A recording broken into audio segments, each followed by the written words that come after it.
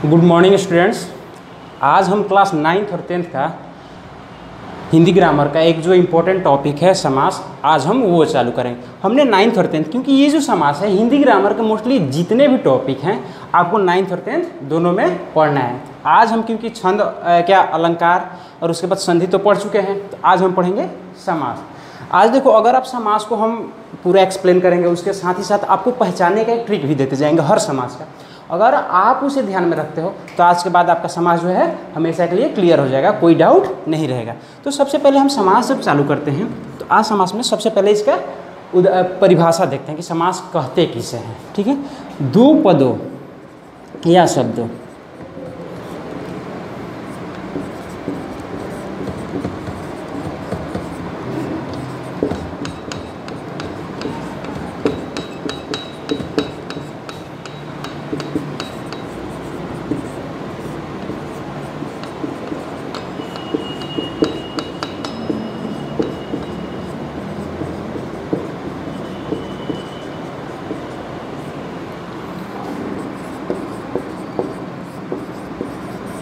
देखो, हमने परिभाषा लिखा है कि दो पदों शब्दों के सार्थक मेल से जो विकार उत्पन्न होता है। जब हम हमेशा ये तो आपको पता है कि जब दो पद या दो शब्द आपस में जब मेल करेंगे तो कोई ना कोई उसमें चेंजिंग ट्रांसफॉर्मेशन होगा। तो वो जो चेंजिंग होगा, ट्रांसफॉर्मेशन होगा, तो जो विकार उत्पन्न होगा उसे हम क्या कहते हैं? समास। अब समास का शाब्दिक अर्थ होता क्या है? समास देखो, सबसे पहले कि समास कहते कि किसे, ये तो आपने इसका जाना डिफिनीशन। तो अब समास का शाब्दिक अर्थ क्या होता है? समास का शाब्दिक अर्थ होता है संक्षेपण, शॉर्ट में करना। ठीक है ना, जैसे आप ग्रामर की हिंदी ग्रामर के बुक में पढ़ते होंगे अनेक शब्दों के लिए एक शब्द, ठीक है ना, वैसे ही समास जो है बहुत बड़े बड़े शब्दों को वो छोटा करता है। तो समास का शाब्दिक अर्थ होता है कि क्या होता है? संक्षेपण। ठीक है ना, जो बड़े बड़े शब्दों को छोटा कर दे उसे हम क्या कहते हैं? समास। और ये है उसका परिभाषा कि दो पदों के सार्थक मेल से जो विकार उत्पन्न होता है उसे हम समास कहते हैं। ठीक है, अब समास के भेद जानते हैं कि समास के कितने भेद होते हैं। तो समास के आपको पता होना चाहिए, समास के टोटल 6 भेद होते हैं। ठीक है ना, तो अब इसके प्रकार देखते हैं समास के भेद। ठीक है,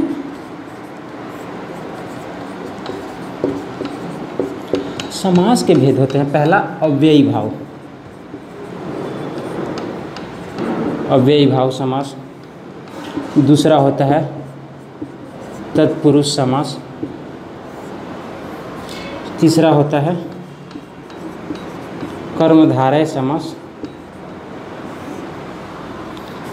चौथा होता है द्विगु समास। फिफ्थ होता है द्वंद्व समास। और अंतिम होता है हमारा बहुव्रीहि।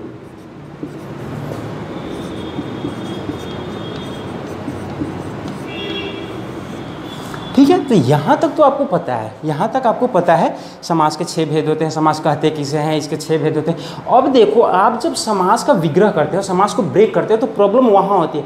मोस्टली स्टूडेंट, अधिकांश स्टूडेंट्स करते क्या है कि विग्रह तो सही से कर देते हैं, ब्रेक कर देते हैं, बट जब पूछा जाता है कि ये कौन सा समास है तो वहाँ पे आपको प्रॉब्लम होने लगता है। तो आज हम इसको पूरा एक्सप्लेन करेंगे और साथ ही साथ आपको एक ट्रिक भी देते जाएंगे उसको, ताकि जो है आप आसानी से पकड़ सको। ठीक है ना, तो आज सबसे पहले हम कौन सा समास पढ़ेंगे? सबसे पहले हम अव्ययी भाव। तो देखो,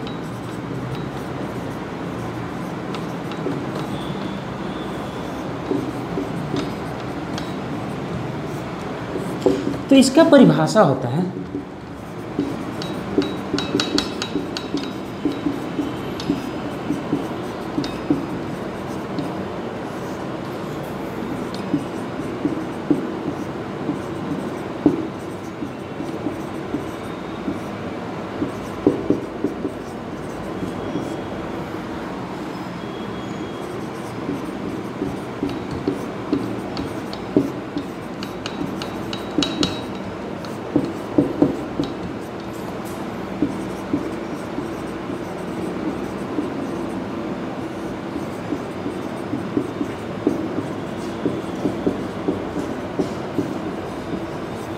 देखो, अव्ययी भाव का परिभाषा होता है कि वैसा समास जिसका पहला पद अव्यय और तथा दूसरा पद प्रधान हो। पहला पद अव्यय और दूसरा पद प्रधान हो, उसे प्रधान यानी मेन हो, मुख्य हो, उसे हम अव्ययी भाव समास कहते हैं। अब देखो यहाँ पे एक शब्द है अव्यय।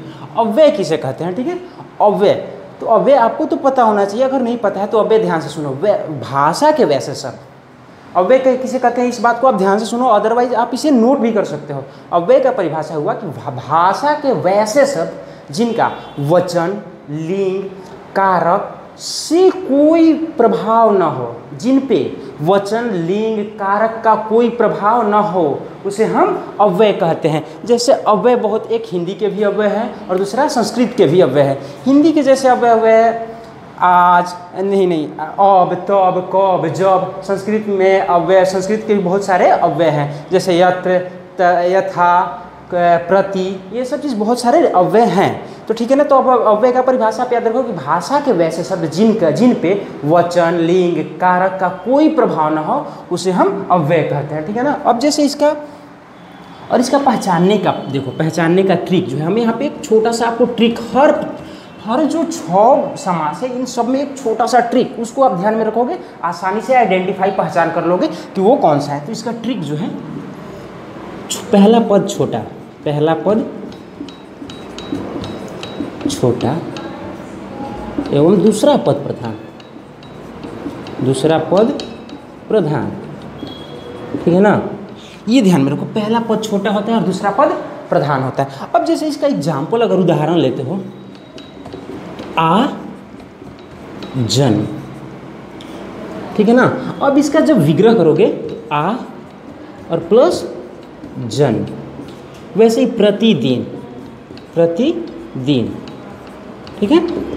इसका जब विग्रह करोगे तो प्रति प्लस दिन, ठीक है। अब देखो यहाँ पे आप ध्यान से देखोगे कि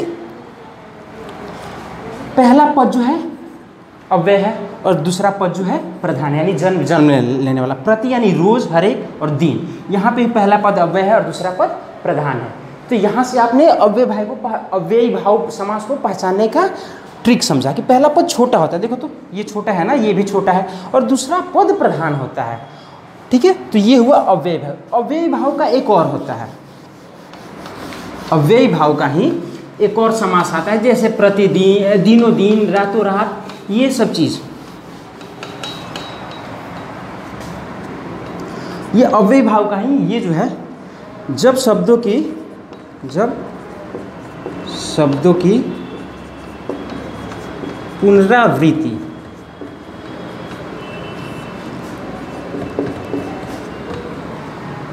तो उसे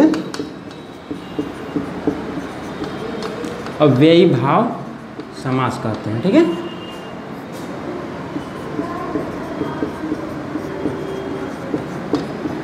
तो जैसे पुनरावृत्ति यानी रिपीटेशन, एक तो आपने समझा कि पहला पद जो है अव्यय और दूसरा पद प्रधान है।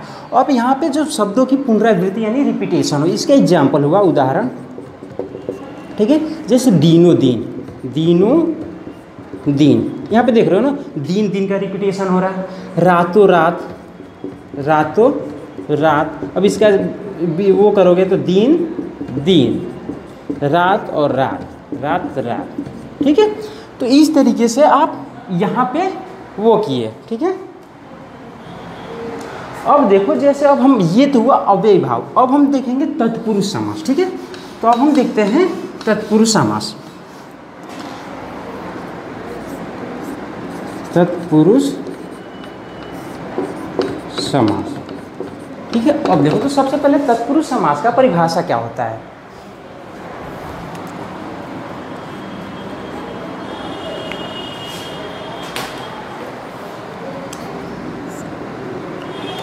तत्पुरुष समास में क्या होता है, देखो अव्ययी भाव में क्या होता है, पहला पद जो था अव्यय था और दूसरा पद प्रधान था। और इसमें क्या होता है तत्पुरुष समास में, इसको देखो सबसे पहले कि इसमें दूसरा पद क्या हो जाता है, प्रधान हो जाता है। दूसरा पद जिसको हम उत्तर पद कहते हैं, और जो पूर्व पद होता है, पूर्व पद वो क्या होता है, वो आपका या तो विशेषण अदरवाइज विशेष होता है। तो विशेषण की तो परिभाषा आपको पता ही है कि विशेषण कहते हैं किसे है। ठीक है। एक मिनट थोड़ा सा आप रुक जाओ।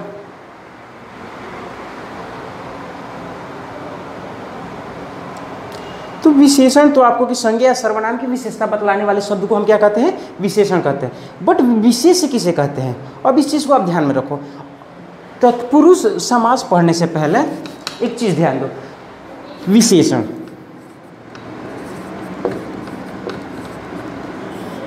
विशेषण और विशेष।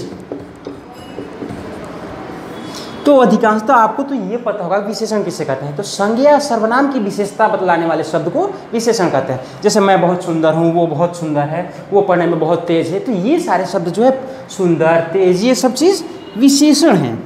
लेकिन अब एक चीज़ ध्यान रखो, विशेष किसे कहते हैं?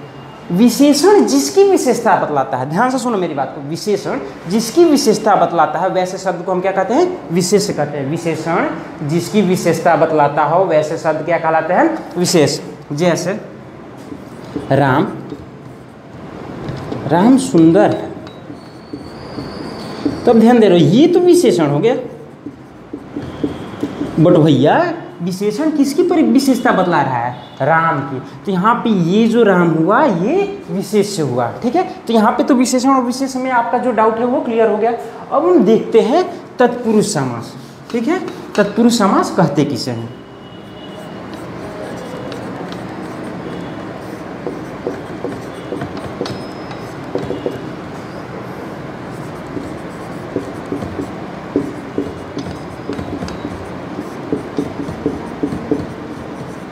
वैसा समास जिसका उत्तर पद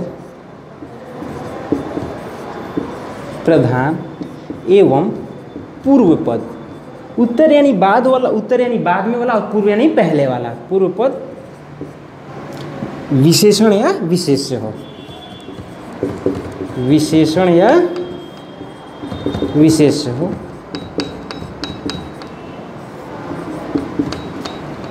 तत्पुरुष समास कहलाता है।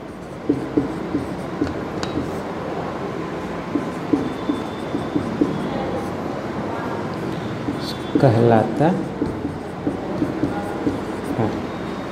ठीक है ना। वैसा समास जिसका उत्तर पद प्रधान एवं पूर्व पद विशेषण या विशेष्य हो। अरे अरे अरे अरे ये सॉरी माफ कीजिएगा, ये जो है लाल है, जो ये हमने कर्मधारय समास का परिभाषा लिखवाया, ठीक है।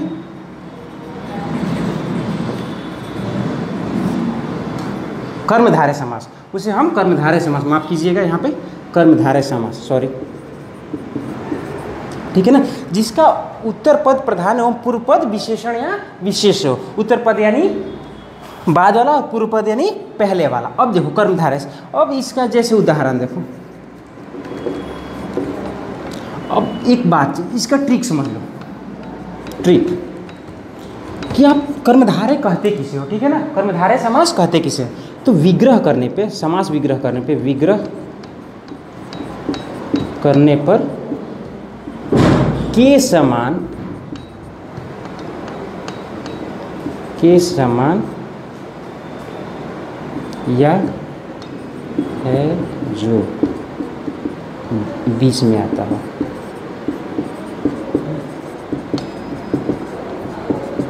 देखो इसका ट्रिक हो गया कि जब समास विग्रह करते हो तो के समान या है जो, या तो के समान या है जो बीच में आता हो। जैसे अगर इसका एग्जाम्पल देखते हो, उदाहरण, तो इसका उदाहरण लाल मणि। अब जब इसका विग्रह करोगे, समास तोड़ोगे, तो लाल है जो मणि, लाल है जो मणि, देख रहे हो, लाल है जो मणि। यहाँ पे पूर्व पद, उत्तर पद प्रधान यानी मणि जो है प्रधान पद है, और पूर्व पद यानी पहले वाला जो पद है वो लाल यानी विशेषण या विशेष्य हो। तो ये जो मणि की विशेषता बतला रहा है, ठीक है ना। कैसा है मणि, कैसा है, लाल है, तो ये इसकी विशेषता बतला रहा है। और देख रहे हो पहचानने का सबसे आसान तरीका, हर 6 समास में हम आपको ट्रिक देते जाएंगे। यहाँ पे ट्रिक है विग्रह करने पे कि समान या है जो बीच में आता। तो देखो है जो है कि नहीं है, ठीक है। अब ऐसे बहुत सारे एग्जाम्पल हैं। अब हम देखते हैं यहाँ पे अगला समास हमारा तत्पुरुष समास।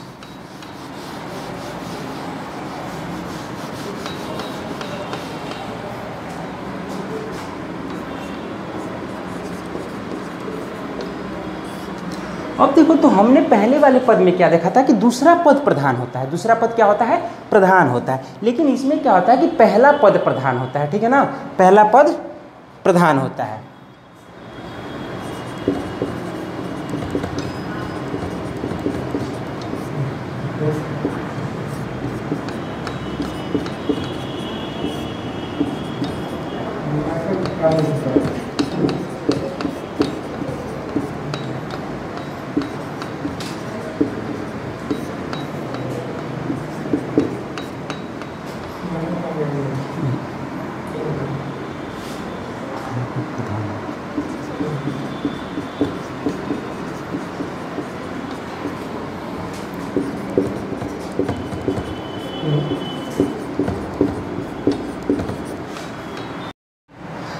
तत्पुरुष समास जिसका पहला पद प्रधान हो। अब इसे पहचानने का ट्रिक देखो, यहाँ पे भी ट्रिक, हर जगह आपको ट्रिक मिलेगा, 6 समास का ट्रिक मिलेगा, ताकि आप अब आज के बाद कभी आपको दिक्कत ना होगा। आप कुछ याद रखो ना रखो, याद तो रखना सब कुछ जरूरी है, बट अगर ट्रिक भी याद रखते हो तो समास विग्रह और पहचानने में, आइडेंटिफिकेशन में आपको कोई प्रॉब्लम ना होगा।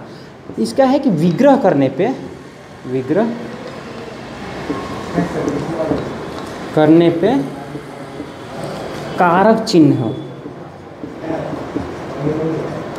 बीच में आता हो,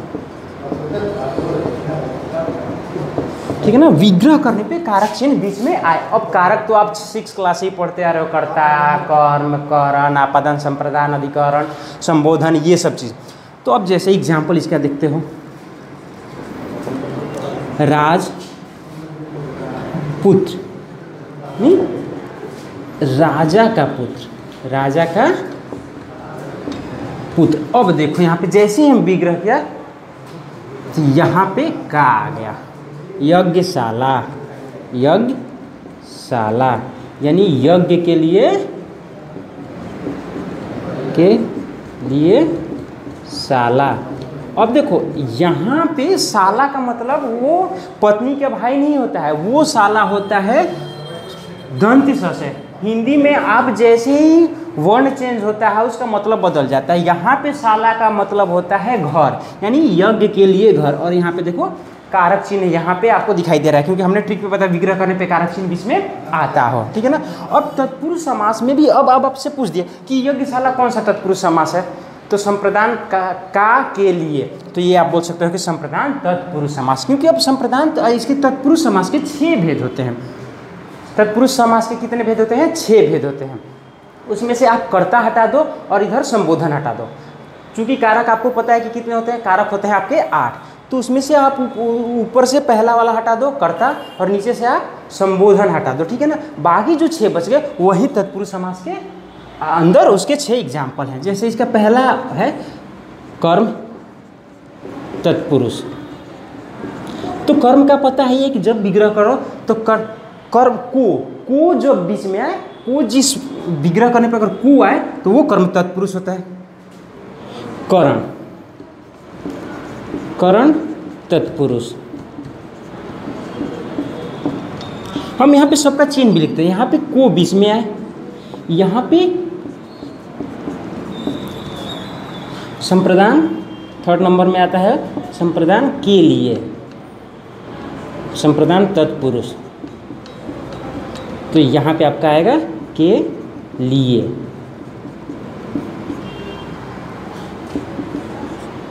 आपादान तत्पुरुष।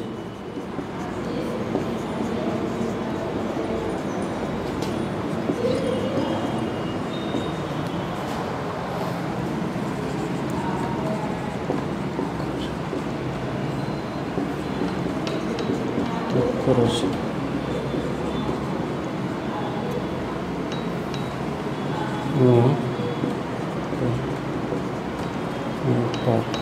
ये ना करता नहीं, कर्म को कर्म से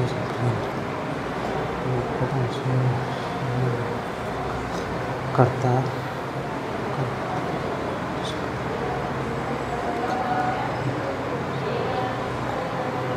कर्म को कर्म से संपूर्ण करने और एक अभी ध्यान नहीं आ रहा है। तो अब यहाँ पे देखो एक चीज़ आपको यहाँ पे ध्यान दोगे कि करण है और दूसरा आपादान, दोनों में से हो रहा है, ठीक है ना।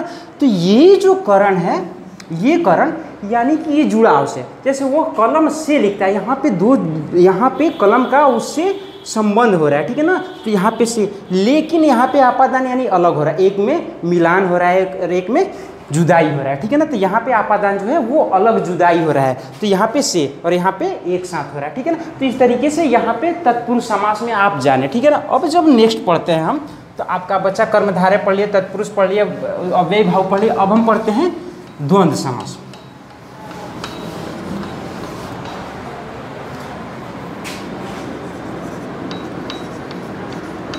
द्वंद्व समास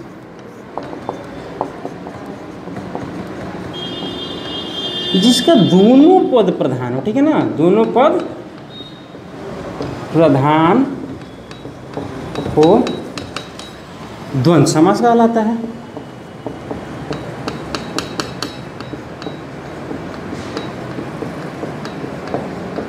अब देखो वैसा वैसा समास जिसका दोनों पद प्रधान हो, ध्यान दो दोनों पद प्रधान होना चाहिए भाई, ठीक है ना। अब जब इसका भी ट्रिक ले लो आपके पास, एक दूसरे के विपरीत होते हैं, एक दूसरे के विपरीत होते हैं,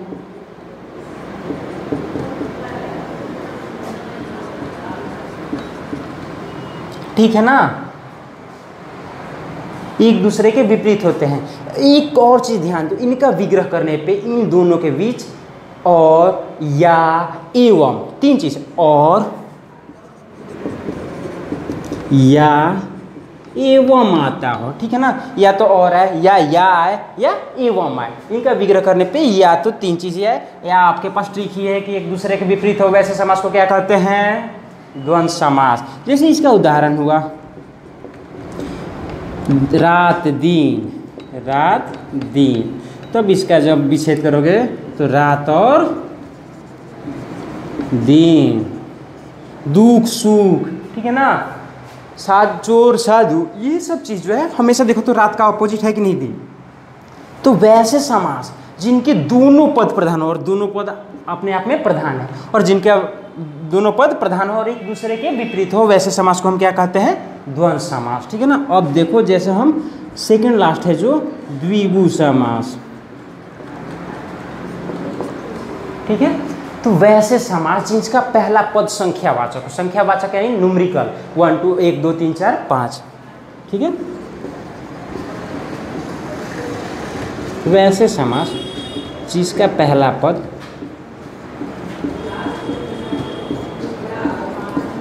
संख्यावाचक हो,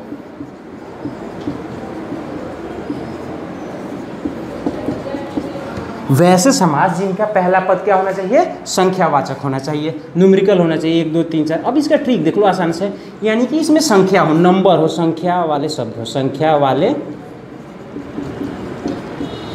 शब्द हो, ठीक है, संख्या वाले शब्द हो। उसे हम कौन से समास में रखते हैं? द्विगु समास में। कोई दिक्कत? तो अब देखो जैसे अगर हम इसका उदाहरण देखते हैं छोटे, तो अब देखो द्विगु समास जैसे चौराहा, तिरंगा। अब जैसे इसका विग्रह करोगे तो चार चौराहा यानी चार राहों का समूह,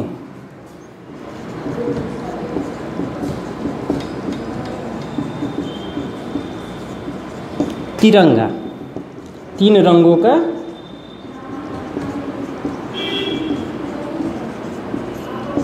दिख रहे हो यहाँ पे 4 3, तो इनका पहला पद ही संख्यावाचक है। तो अब ध्यान से आपको ध्यान आ गया कि वैसे समास जिसका पहला पद क्या होना चाहिए? न्यूमेरिकल यानी संख्यावाचक होना चाहिए, वैसे समास को हम क्या कहते हैं?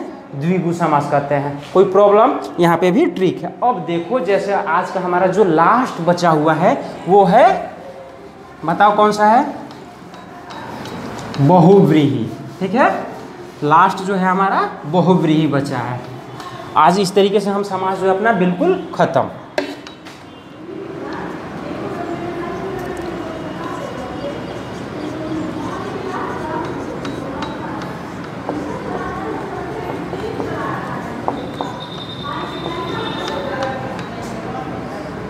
वैसा समास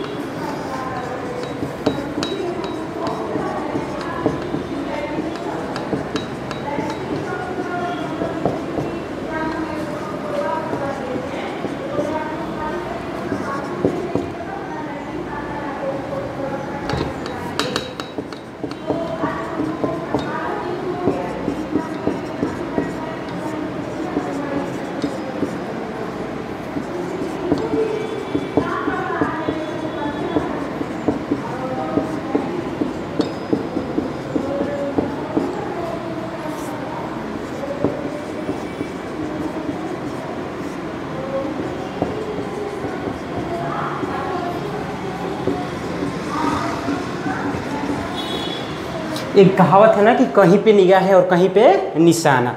सेम कंडीशन इसके साथ इंप्लीमेंट होता है, लागू होता है, ठीक है ना। ध्यान दो, कि ये जो बहुव्रीहि है इसका निगाहें कहीं और पे और निशाना कहीं और पे है, ठीक है ना। और एक चीज़ इसमें आपको इमोशंस पे ये सारा खेल, देखो जब भी आप हिंदी जो है साहित्य जो है वो हमेशा किस चीज़ का है, वो सारा खेल भावनाओं का है। तो यहाँ पे भी आपको इसके भावनाओं को समझना होगा, ठीक है। तो अब देखो, और इसका ट्रिक जो है, इसका ट्रिक तीसरा अर्थ निकलता है आसान, अन्य अर्थ निकले, अन्य अर्थ निकले, यानी कि जो वाक्य दिया गया हो उसको छोड़ के किसी और अर्थ की ओर इंगित करे, उसे हम क्या कहते हैं, बहुव्रीहि समास कहते हैं। जैसे अगर हम इसका उदाहरण देखें तो देखा चतुर्भुज, चतुर्भुज जब इसका विग्रह करोगे तो 4 भुजाओं वाला, 4 है भुजाएं जिसके, जैसे 4 हैं भुजाएं जिसके। अब 4 भुजा किसका है भाई, ये किसकी ओर इंडिकेट कर रहा है, तो 4 भुजा भगवान विष्णु के है, अर्थात भगवान विष्णु, ठीक है। उसके बाद देखो दशानन, 10 हैं आनन, आनन मीन्स होता है यहाँ पे सर, ध्यान दो यहाँ पे हमने लिख दिया सर, हेड। 10 है आनन जिसके, अर्थात कौन, 10 सर किसके हैं भाई, तो 10 सर जिसके अर्थात रावण, ठीक है। तो इस तरीके से हमारा बहुव्रीहि समास भी खत्म हुआ। लेकिन अब आपके पास एक डाउट हो सकता है, सर आपने पिछले अभी कुछ देर पहले बताया कि द्विगु समास में क्या होता है, द्विगु समास में होता है कि पहला पद संख्यावाचक है, तो यहाँ पे भी तो पहला पद संख्यावाचक है, न्यूमेरिकल है। तो अब ध्यान दो, द्विगु समास में हम बताए थे कि पहला पद संख्यावाचक होता है, बट वो किसी और अर्थ की ओर इंगित नहीं करता है, और यहाँ पे जो है किसी और अर्थ की ओर, किसी और सेंस की ओर इंगित कर रहा है। देखो 4 है भुजाएं जिसके। अब जैसे चौराहा, चौराहा यानी 4 राहों का समूह, तो 4 राहों का समूह वो सिंपल सा मीनिंग दे रहा है, कोई दूसरे ओर इंगित नहीं कर रहा है। लेकिन यहाँ पे 4 है भुजाएं जिसके, ये इंगित कर रहा है भगवान विष्णु को।